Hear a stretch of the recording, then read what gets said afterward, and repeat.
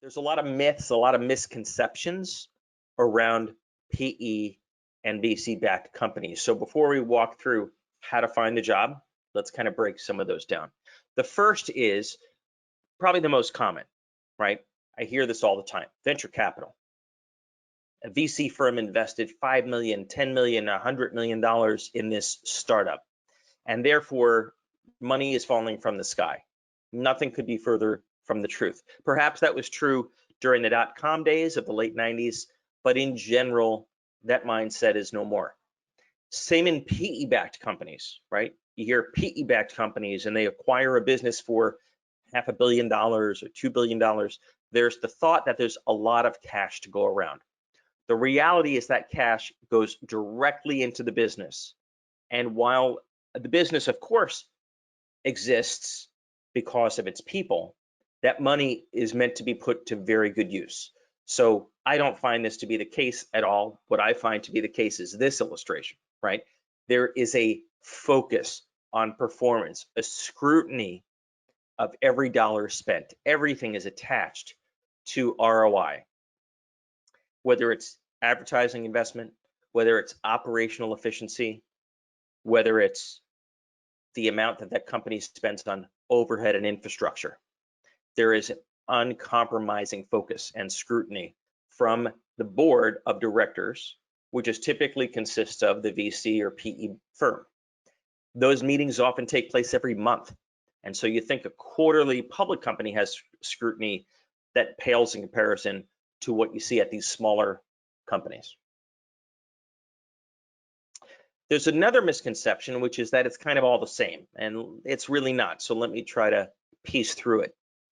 Private equity firms and venture capital firms, and again, there are thousands in the US, super easy to find, fall into many different categories, and that governs how they behave, where they focus, the kind of portfolio companies they invest in, and therefore the kind of people those companies hire, which is where you come in.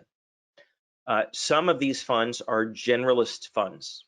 They will invest opportunistically in oil and gas and in consumer products and in healthcare. Others are laser focused on certain industries.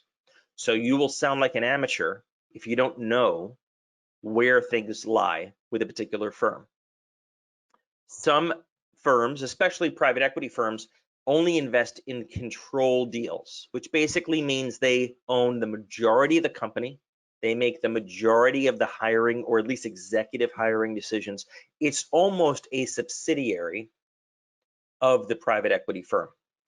Other firms, especially VC firms, invest a small amount of money. They may own a small percentage of the company, and some really aren't even involved at all in the day-to-day operations, especially hiring. So you really need to know where the firm falls on that spectrum as well. Another area they differ is kind of where they are in their life cycle.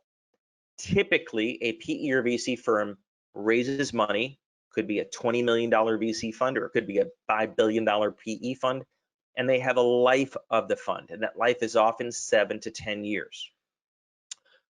Their risk profile, their investment thesis vary based on where they are in that cycle. If they're in the first year versus if they're in the last year. So you kind of need to know the life of the fund as well as where they are in the particular investment. If you're talking to one of their portfolio companies and they've been in that company for 7 years, I can tell you they really are getting anxious to sell that company over the next couple years or take it public.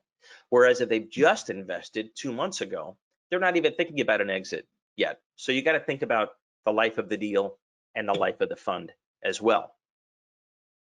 There's even more myths and misconceptions around this because some VC and PE firms invest in just a few. This is kind of the Warren Buffett model, right? Just a few concentrated investments. And they put a lot of money into those few deals and they watch those deals very, very closely, scrutinizing everything. Other VC firms take a much more scattershot approach. They play the law of large numbers. They'll invest in 30, 50 companies with relatively small checks, which also means they have relatively little say in what goes on at those companies. So you need to understand that as well.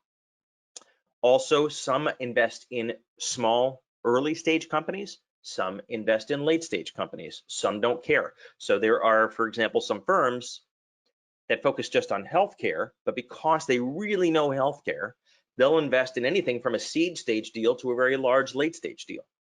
And others are more specific. And then finally, some invest in a roll-up strategy, which simply means they're going to buy and acquire and merge together a bunch of like companies. And others focus on just one company, but they want to grow it organically. In other words, its own growth from within. So the point of all this is not to confuse you. The point is hopefully to clarify that you really need to do your homework, because the minute you come across as an amateur, your audience will lose interest. They don't want to talk to someone that has not been to the game before, or at least doesn't know the rules and the conversation and the language of the game. And there are some great books on this topic that I'll recommend in a moment.